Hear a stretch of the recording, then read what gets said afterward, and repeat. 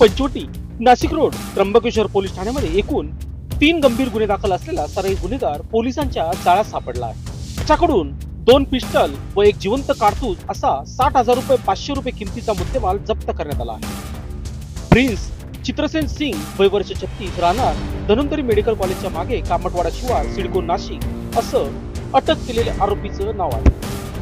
पोलिसांनी दिलेल्या माहितीनुसार अंबड पोलीस ठाण्याचे सहाय्यक पोलीस निरीक्षक विलास पडोळकर यांना गुप्त बातमीदारामार्फत माहिती मिळाली की रेकॉर्डवरील आरोपी प्रिन्स सिंग हा महात्मानगर नाशिक येथे एका हॉटेलमध्ये थांबलेला असून त्याच्याजवळ देशी बनावटीचे पिस्टल व जिवंत कारतूस असल्याची माहिती मिळाली असता सदरची माहिती गुन्हे शाखा युनिटचे वरिष्ठ पोलीस निरीक्षक मधुकर कड यांना सांगून त्यांच्या मार्गदर्शनाखाली सापळा रचून अटक केली. त्याच्याजवळ 2 देशी बनावटीचे पिस्टल व जिवंत कारतूस असा एकूण 60,500 रुपये किमतीचा मुद्देमाल जप्त करण्यात आला आहे.